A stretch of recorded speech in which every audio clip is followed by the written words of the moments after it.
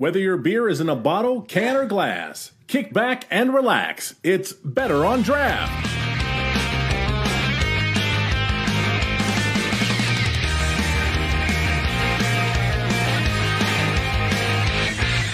Welcome, everybody. Episode 265, Better on Draft podcast. My name is Ken. Thank you so much for joining us. I appreciate it. It is Friday, and of course, you can join us live Fridays at 7 p.m. Eastern in the chat, especially if we have a guest you really want to talk to. But of course, if you're listening to this via podcast, we appreciate that too.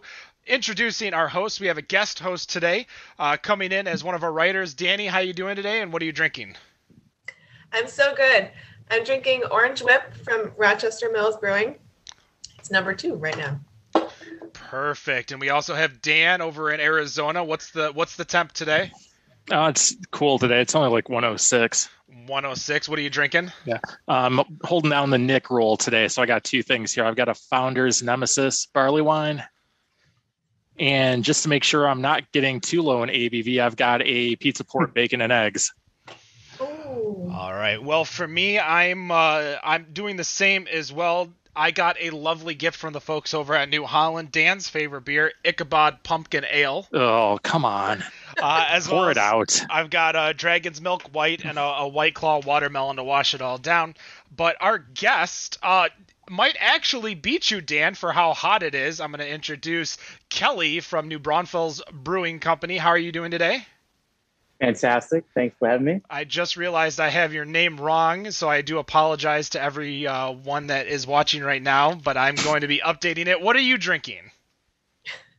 Belhaven Scottish Ale. Oh. Old classic. Now, give us the quick rundown on New Braunfels. When did it start? Where can we find you guys? Are you guys out of Texas? I know you're out of Texas, but do you guys distro out of Texas? Give us the origin story. I started the brewery. We moved in this building in 2012, and so we started distributing outside of Texas maybe 2017, which is a whole section in the book you really should read. It's a lot of fun. And right now we are available in Louisiana, Florida, and Texas. Now you're also a author. We have been picking around the book that you had created called How Not to Start a Damn Brewery, which you could find on Amazon for paperback as well as the Kindle, so you can get it in an ebook. And you're also starting a podcast with the same name. Let's start with the beginning. Why did you want to write this book?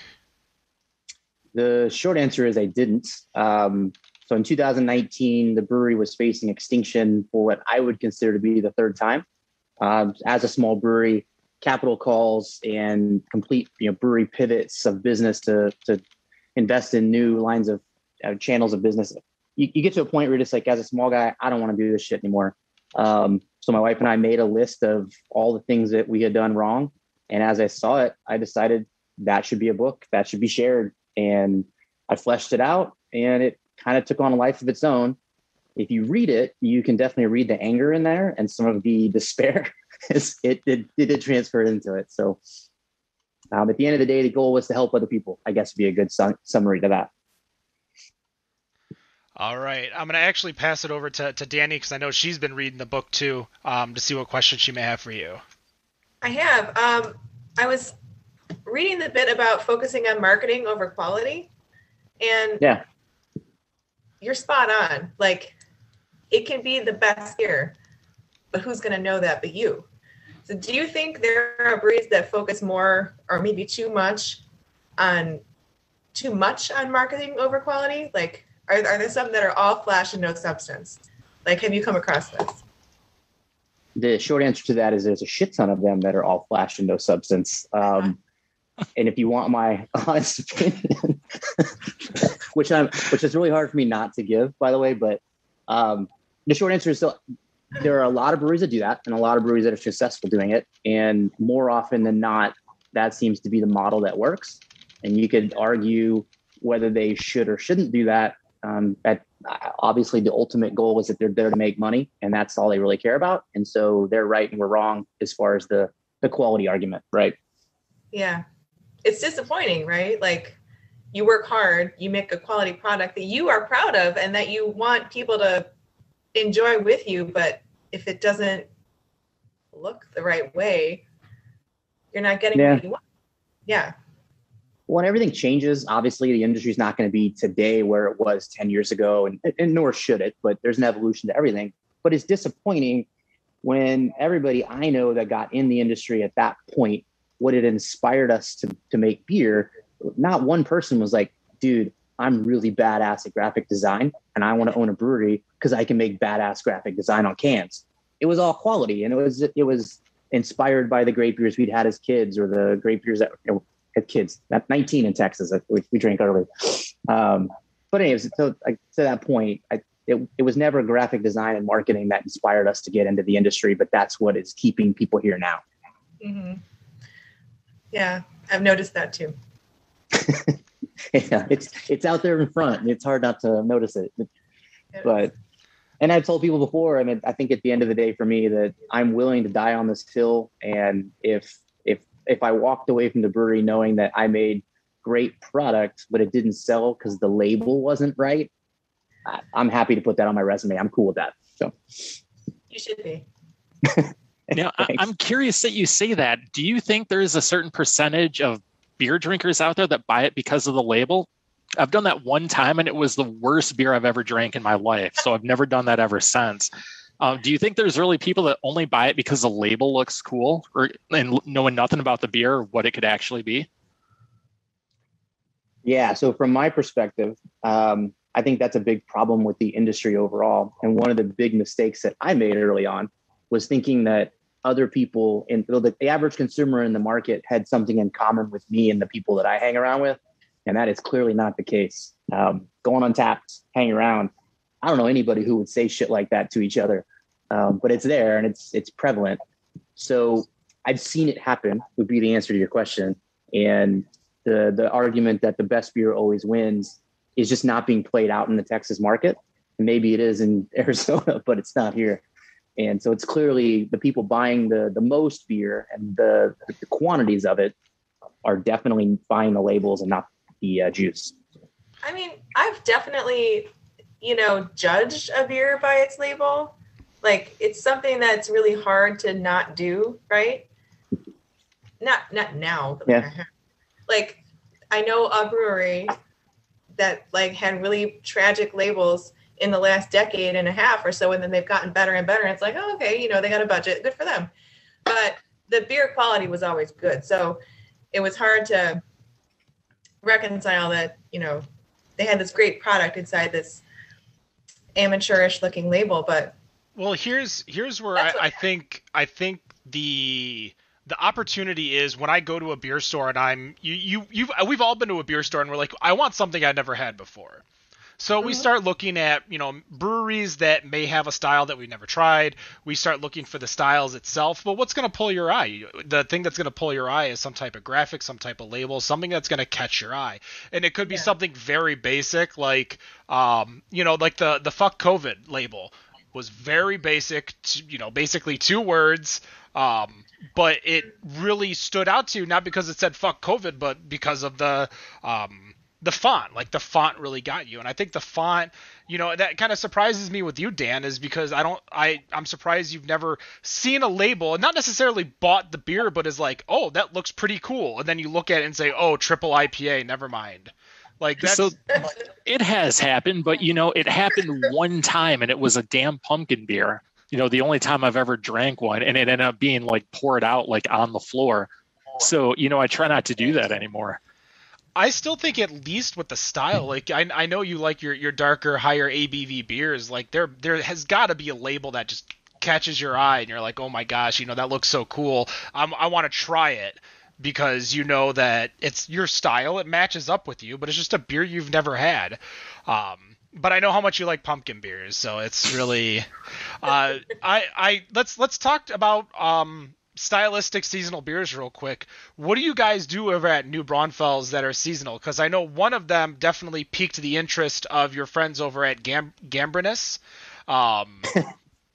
But what Gambrinus, yeah. What seasonal beers do you have? And then I want to kind of tie that into, once you start talking about that last one, the C&D that you got.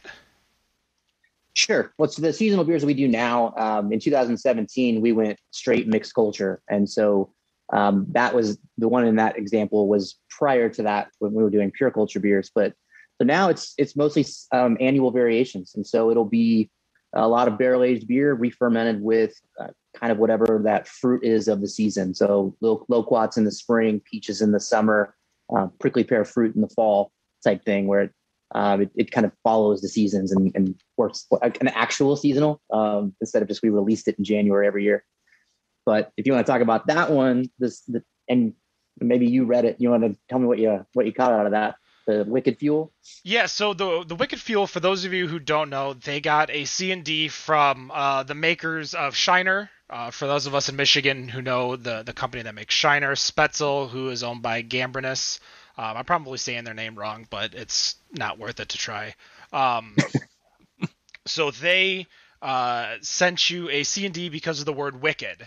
Now, wicked has been used in a lot of different beers and breweries and different variations. So choosing that word, they came after you to stop using it. Now, you basically flipped them off, we'll say. You told them to go fuck themselves.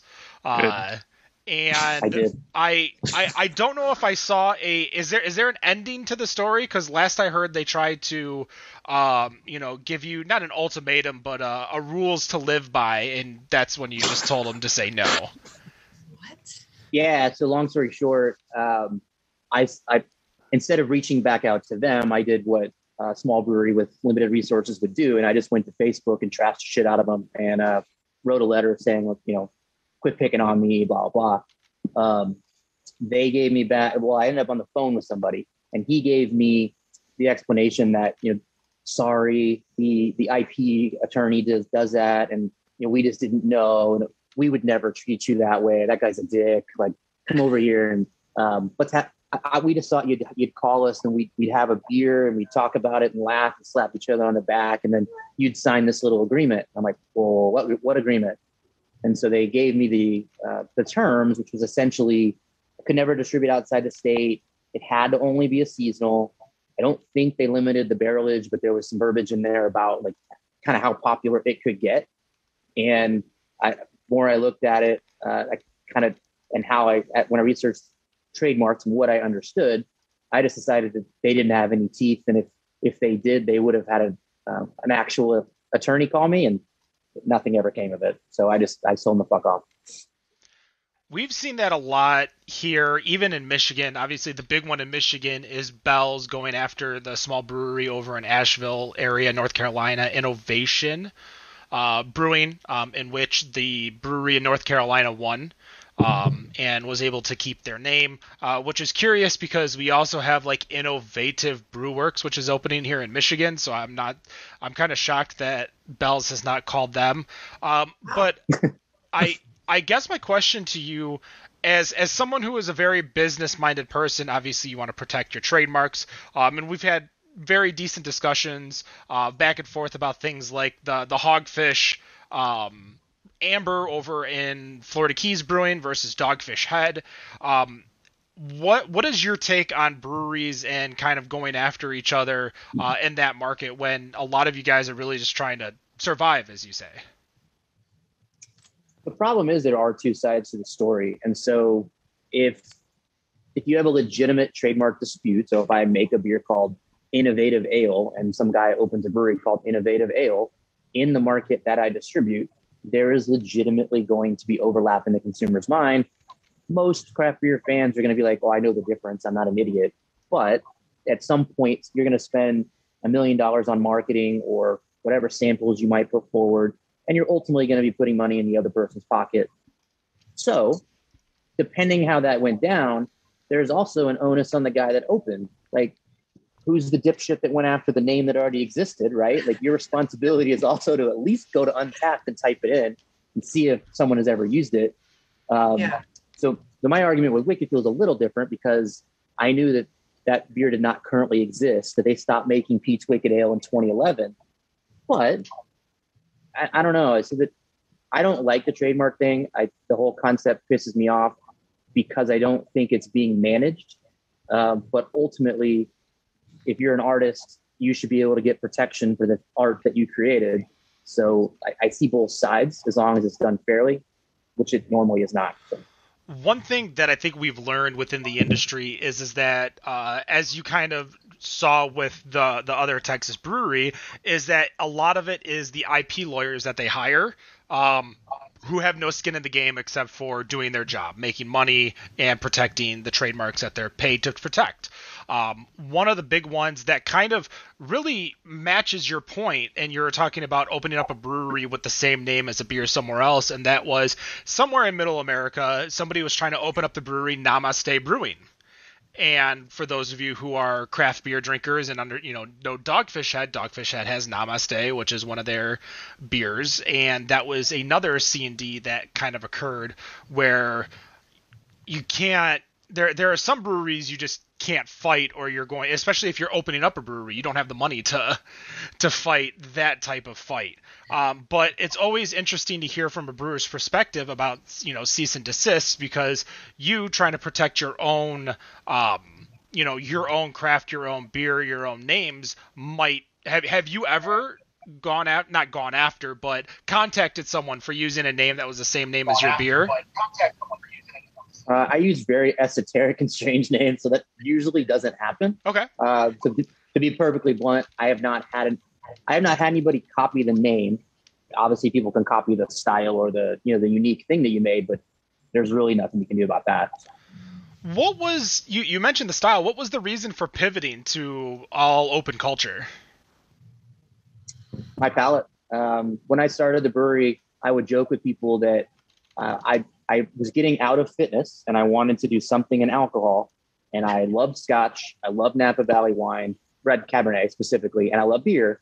And I didn't want to move. So Texas wine in 2011 was pretty abysmal. There was one distillery, I think. And so just that concept of doing either of those and staying in my hometown didn't make sense. But at the end of the day, I opened up a brewery as a wine guy. And so if my Hefeweizen was different batch to batch, I was proud of that. I thought it was cool that, dude, that one's got more banana. And the consumer was like, get the fuck out of here. It's got to be exactly the same every time. I'm like, that's not me. And then I just hadn't tasted a lot of sour beer. And at some point with Jester King and some of the other guys, it was a Petrus aged pale that opened my eyes. And I was just like, holy shit, I should have been making this all along. This tastes like wine. So we just sort of evolved over to it. And then 2017 switched completely. But before I pass it off to Dan, I do want to ask, have you had any Jolly Pumpkin beers? Yeah, we get them down here. And for a while, I haven't seen them recently. I don't know if they're still distributing here, but I've had, I would honestly maybe 5 or 6, but I've had a few. Because you mentioned Jester King, and when we interviewed Jester King earlier this year, they talked about how Ron Jeffries is one of their main role models of how to brew beer and how to brew that style of beer. Ron Jeffries obviously is the brewer over at Jolly Pumpkin. But Dan, I know you have a question.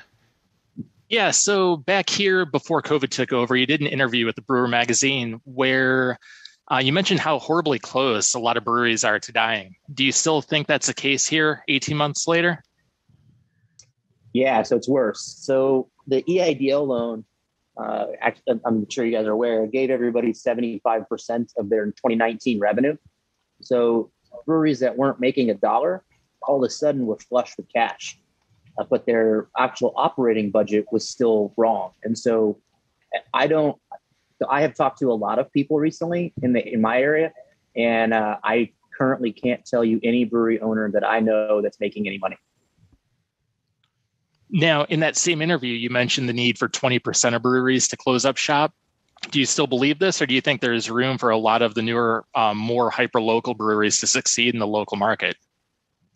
Well, so I don't have a lot of time because I was busy writing a book and I started a podcast, but I would love for somebody to actually go count tap handles and retail outlets. So there's a couple of answers to that question. And if you're doing on-premise sales primarily or exclusively, I think it's a different conversation than if you're in distribution. But if you're trying to go to distribution today, you may as well give all that money back to your investors. You're fucked. There are less outlets than there were. The stores are ripped out. They're bombers and they're one-offs. And so getting your beer on the shelf is even more challenging. And we've doubled the amount of breweries in the last 5 years, and we have not doubled the amount of tap handles in any given market. So I would love for someone to count those tap handles and then count how many breweries we get, and like, well, where does beer go? You actually bring up a good point. We talked about this, I want to say about a month or so ago. The guys, especially in Michigan, feel like the craft beer bar, the tap house, is really kind of a dying type of business. Where on my side, we have quite a few of them out here that are thriving and actually more opening. Do you think that's still a thing? Like the craft beer bar, is it turning more into like brewery specific as far as where people go for craft beer? I know those places are struggling by and large. I don't think that, and part of it is that some are better than others. And the guys that are doing a great job, I think, are still seeing people come there. But, remember what they did, 5 years ago to generate revenue was pint nights or meet the brewer. And no one cares shit about those things anymore. Thankfully, I'm very glad of that. But I don't know what they're doing to get excitement anymore. And I do think the breweries have a unique advantage in that, if they do it right, to be able to do their brewery onlys and exclusives and stuff like that. Yeah, I know exactly what you mean. And we still see things like that out here with the whole meet the brewer, or a lot with the mead, because we have Superstition Meadery out here. People still come in to meet the guys making the mead, that sort of thing. So that is still sort of a draw, but I can understand, especially how long craft beer has been around, or such a big thing as of now. Now, you admitted in your first few years of making beer, they're not necessarily your best. And at some point you felt like you were fighting an uphill battle against your younger brewery. What was your goal? Was it to rebrand the brewery to entice people to give you another chance? To be honest, if I could go back and do it all again, I would have changed the name. I would have just completely redone everything. And the reason was that I appreciate the way you said it, but the beer we made in the beginning was kind of shitty in a lot of cases. And so the problem was that once the consumer gets that in their mind, I think, and this is a conversation I had with somebody yesterday, in fact, a beer reviewer, that I think where we're at as an industry is that most consumers have a very strong confirmation bias.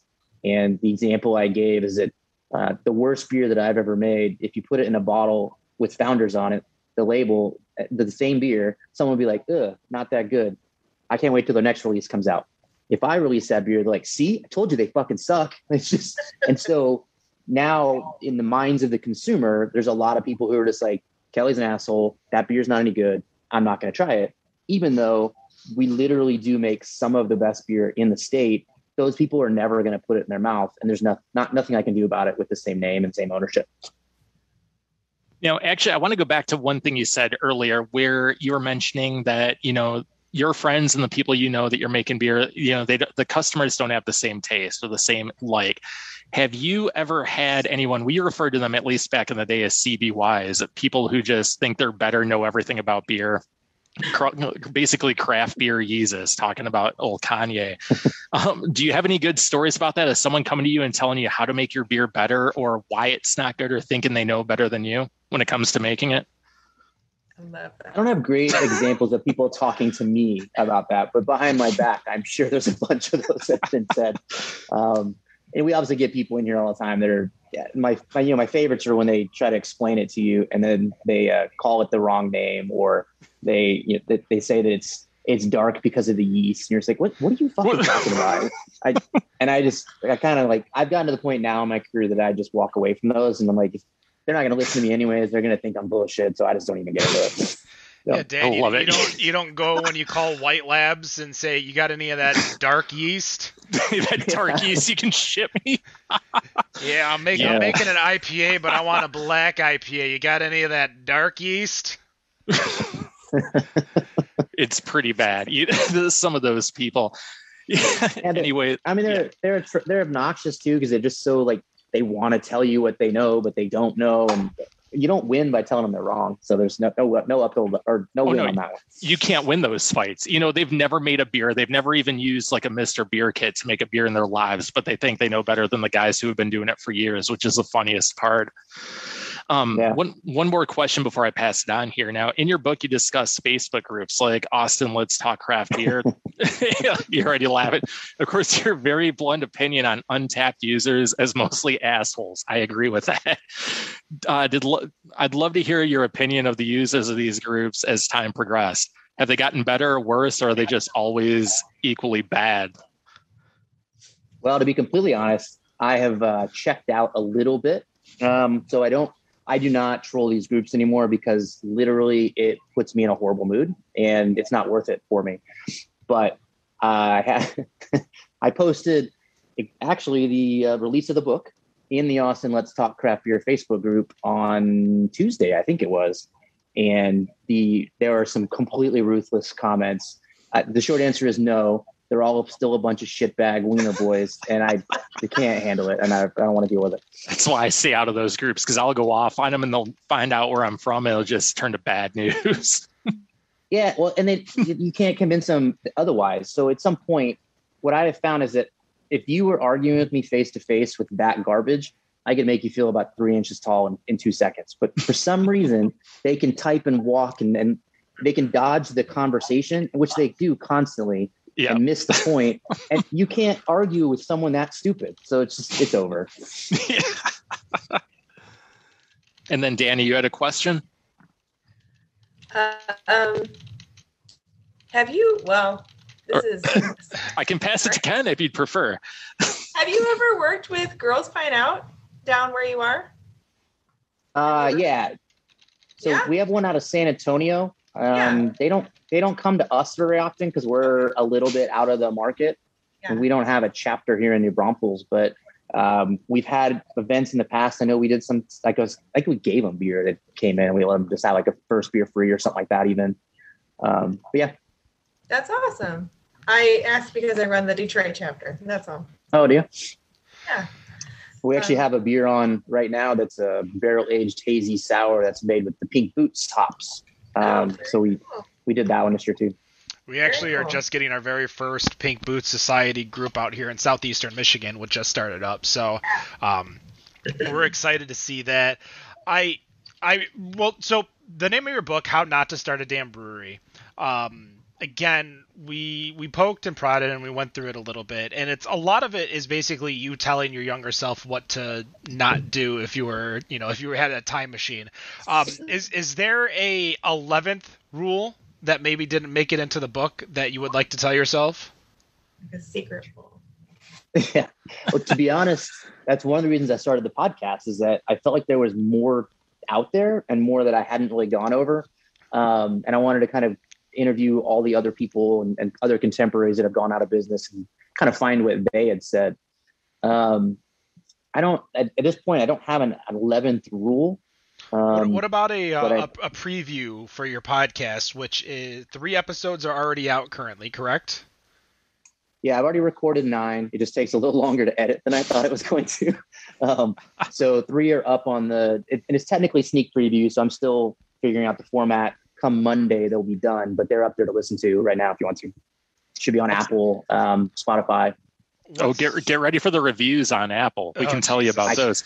We can also give you some tips on what not to do when you're first starting out. There is definitely some things we did that I don't think we would do if we started over right now. For sure. Yeah, maybe that's what we need to. We need to write a book of how not to start a podcast, or how not to start a damn podcast. Yeah. There you go. I can see the C&D coming in the mail already because you trademarked the word damn. Right. No, I have it. You can't do anything. So I got it. Now, you mentioned, and this is kind of going back to Dan's earlier point, the Facebook groups, because out here in Michigan, at least, the Facebook groups have definitely turned a lot less toxic.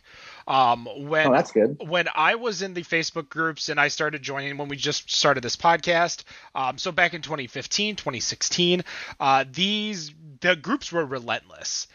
You could not say Atwater Brewing, which is a brewery out here in Detroit, without the response saying Shatwater. You could time it. You could literally post, "Hey, I'm heading over to Atwater. What should I try?" 5 minutes. 6 responses saying the same thing. They're very unoriginal. But now there are a lot of these groups that are a little more admin focused, where the admins are taking a bit more control. One, because obviously you don't want the Facebook group to get shut down because you can't sell beer legally on Facebook. So admins have to be a little bit more stringent. But two, I think a lot of people just the culture that we're in the United States right now is just so internet tough guy that I think somebody needs to control it. And when you have control, you're an admin of a group. I think that's what changed a lot. Now, I also see it too. Now, as you're a brewer, I'm a consumer. When I'm on Untapped, the exchanges on Untapped are fewer and further between now than they used to be when Untapped first came out. Is that something that you're seeing too? Or does Untapped kind of been the same since you started, or it started? Well, to be honest, after I released that book, I stopped kind of looking at Untapped. Well, that's I get fair. on there about 3 times a year just to make sure that my listing still is active. But outside of that, I don't spend a lot of time there. But when I do look, I will say that I'm not entirely sure what the catalyst is because I don't look enough, but the average rating of our beer is significantly higher than it used to be. And there's just kind of less shit talking in general. But I am not in any position to retract anything I've ever said about Untapped at this time, sir. I don't think I'm looking necessarily for an attraction. I'm not trying to defend these groups here. There were a lot of toxic people in these groups to the point where I know a lot of us quit a lot of the groups that were up here in Michigan just because there's no good conversation. You could easily post something, and no matter what you posted, you could post about, and let's do a beer or mead that's universally well accepted as one of the best in the country, and that's a Shrams Mead. Out here in Michigan, high ratings on Untapped, Rate Beer, Beer Advocate, wherever you take it, high ratings. You could say something about Shrams, and someone will come in and demolish you for liking Shrams. And that's just the kind of thing that, you know, it went from funny to angry to sad to I just had to get rid of it. Kind of like you said, you just got to walk away because there's no reasoning with a lot of these people. And if you're drinking Schramm's Black Agnes Batch 2, but it wasn't as good as Batch 1. Right. So stupid. So here's one question I have for you. The Texas scene specifically, we had that same thing where like the toxic groups they are still toxic. But what we have seen is there are new people starting new groups. And I don't know if they're not letting those people in or just not allowing them to be as much shitbags, but there's been a schism, I guess, in the industry. We had that in Michigan, and early on, so this was years ago, a group called the Brews Brothers, which is a black beer culture group. They had their own Facebook group. They were you could literally go in there and drink a Busch Light, and they'll be like, "Cheers, what do you think?" And there is no negativity. They don't deal with that shit. You fuck up, you're gone. And it's also invite only. You can't just apply to get in. Like someone needs to refer you to get in. And this group, who they have their own opinions, they have their own thoughts and their theories. Like, you know, for instance, if you ask them about Founders, be ready to sit down for a 2-hour podcast because they're going to give you all the info on Founders. But when it came time, that was the kind of group that I think everyone wanted to be in because they saw all the toxicity, but then they realized I can't be in this, so I need to be the change that I want to see or I want to be in. So a lot of these groups, like I was in a Dallas group for a bit because I was flying in and out of Dallas 2018 and 2019 a bunch. Like I know Victor over at Dallas Beer Talk. So getting into the Dallas scene a little bit was a lot of fun, but I didn't necessarily see that toxicity that I was seeing back in the early days of the Detroit area craft beer enthusiast, DACB as we call it. But I was just curious if you saw the change, because again, everything that we see as a consumer is way different than what you see as the beer maker, as the business owner, because they're not talking to each other, they're talking about you. Yeah. So I guess I want to tie that loose end up tie up that conversation, because I think we could easily get into a 6-hour long conversation about stupid shit we've seen on Untapped. And I think you make a great point is that if in your book you say that if you can't deal with the garbage, walk away from the garbage. And I think that's a very valid thing that a lot of people, including myself, I was one of those people. I couldn't deal with it, so I just walked away because I was just getting angry at people just saying stupid stuff. I'm like, why can't you just enjoy beer? But I want to ask a fun question just to kind of get off this topic of being pissed off at craft beer annoying people. What's your favorite style of beer? Not to make, but to drink. Well, there's a bit of situationality to it, but I would say across the board, I look forward most to Oktoberfest. Oh. And not the hellish, shitty ones. I want some malts and a little bit of bite, some character to it. I really enjoy Oktoberfest. If I'm at home reaching for something, I also really like to drink an Imperial Stout. My problem is that as a father of 2 children and a husband to a wife, I want to keep loving me. I can't have very many because I do kind of become a little bit drunk, a lot drunk, like a better way to say it. A little bit. Yeah. Can I go for it? What was your gateway beer? Like, what woke you up and made you realize, like, look at all this flavor that I haven't been experiencing before? What was your awakening beer? I think it was cocaine, actually. No. So let's see. Gateway beer, probably Pete's Wicked Ale, actually, which is why it was funny that they're the ones that sent me a cease and desist. Because I think I might have been 18, and it was expensive. It was craft. It was different, and it was roasty and had flavor. I'm like, what the hell is this? This is fantastic. And I remember that, but I'm sure now it tastes watered down and boring, but at that point it was fantastic. Awesome. Yeah, I want to go back now that you brought up the Wicked. Do you think they are suing Boston Beer Co. now because of their new Wicked line? I mean, the minute they set foot in Texas, are they going to have the guys who make Shiner trying to stop them from distributing in the state? So it shouldn't matter. Technically, they had a trademark for the country if they were going to. But so the way it works is that Shiner can literally just give them a letter saying you have the right to use it. And they did that. So if you look in the book, I think I had, 10 or 12 examples of businesses that they allowed to use it, which is the whole point of the trademark, that no one's supposed to use it. So by allowing everyone to use it, you've essentially said you don't have a trademark. So I'm betting that they probably didn't. Because one of them is Red's Wicked Apple Ale, which is owned by Miller. Yeah, I forgot about that one. Miller. Yeah. Ken just have heard really positive things about Red's Wicked Apple, and I have not had it. It's good. Is it really? I've had it. It's good. It's good. We're not going to talk about that, but it's good. I don't like really like my I had this huge blockade of massively produced apple type beers or apple ciders because of Angry Orchard. Like, I remember having it, and literally it just felt like sugar going through my veins. That's what it just it tasted. It felt like that. And the problem also was that I had been drinking for 3 days straight, and that was the last keg that was left. So nobody else wanted it. The apple ales aren't as bad as the cider. So, and the Wicked, if I remember, the Wicked Apple's like the 8% one, which makes it go down. It's good. So you're not going to drink a ton of them. It's just going to get you kind of messed up. Now, Ken actually just passed me a question here. He's hoping and he's wondering, when are you going to expand out and start making alt beers?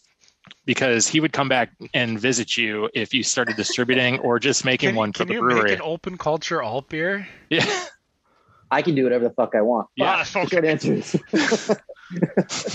short answer is it may not taste very good, but one of the beers I did, I actually haven't even told anybody really about it yet.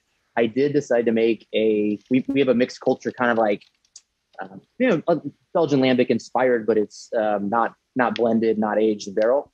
And I did a imperial version of it, which is basically inspired by Duvel. So I can do weird stuff. Mixed culture Duvel. Why not? Mixed culture alt beer. Try it. Yeah. Could be why good. not?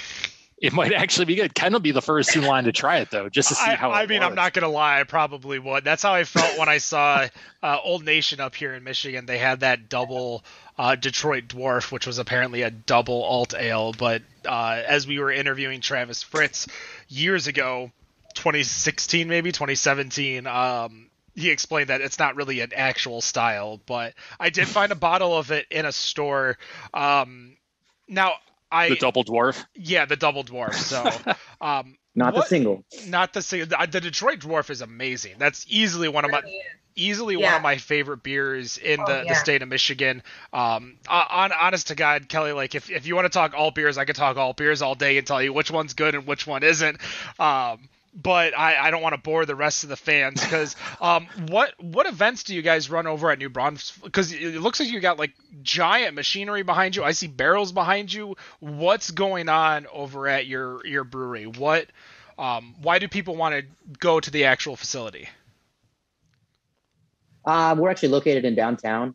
So one of the biggest reasons is that you can literally grab your beer, go walk around, and come back in. And so you can drink on the street anytime you want here in New Braunfels and kind of wander around. As far as the events that we do, we primarily focus on the beer and the new things we're releasing. But it seems like over the last 3 months, we've been releasing a beer about every 10 days. So there's been a ton of new stuff.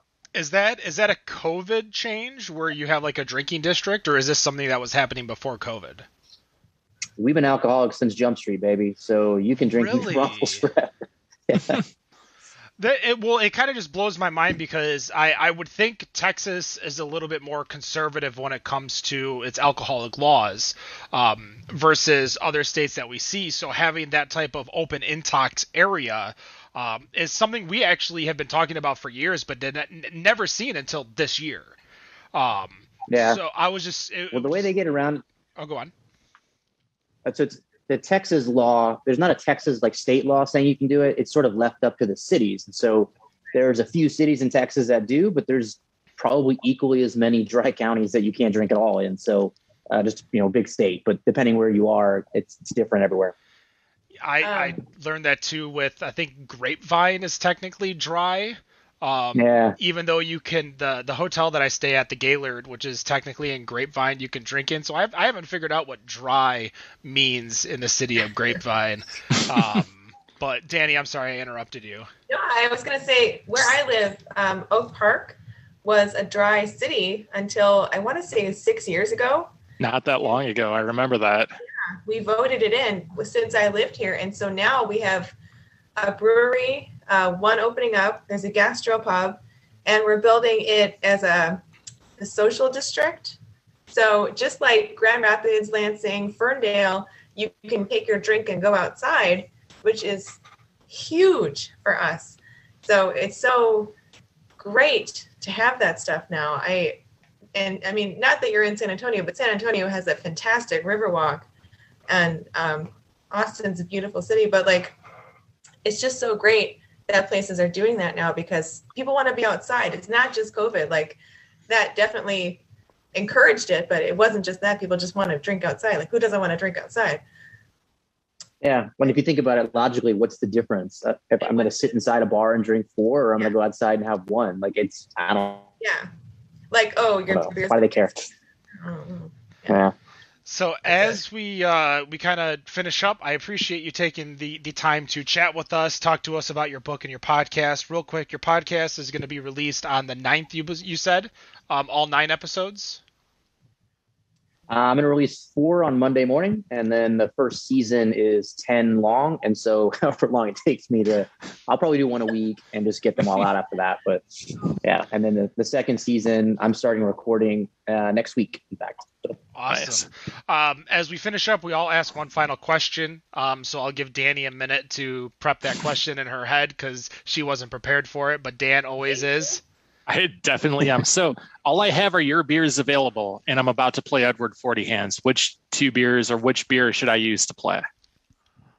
Edward 40 Hands, I'm not familiar with. You may have to explain the question. Oh, so wow, the second week in a row. So Edward 40 Hands, typically you take a 40 in each hand and duct tape it to your hands. So your hands are now 40s, and you have to be the first to finish both of them.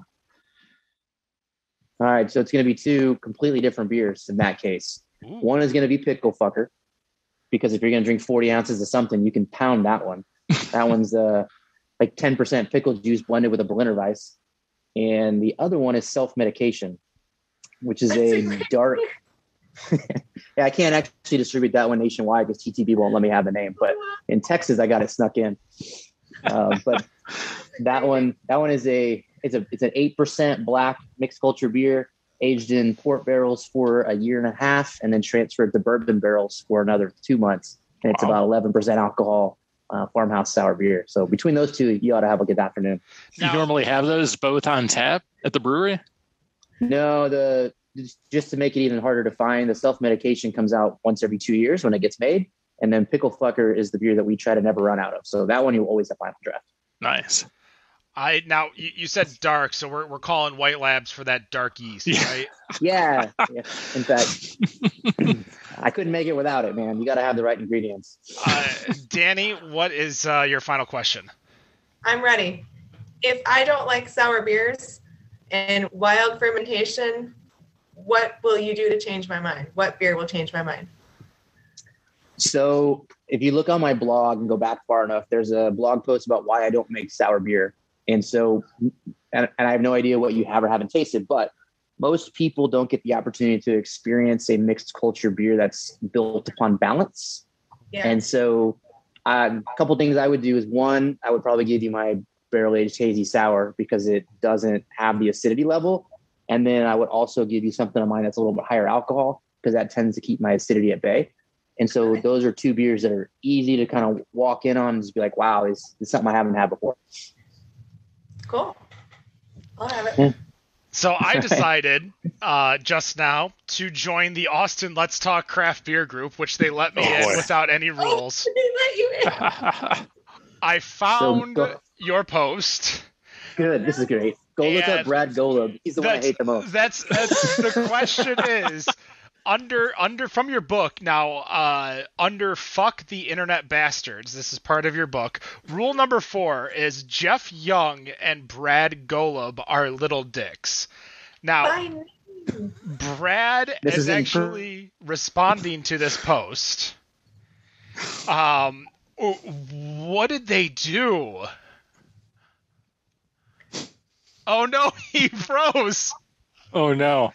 We broke him. Oh, there you Okay, I think I'm back. There you are. I'm back. Okay.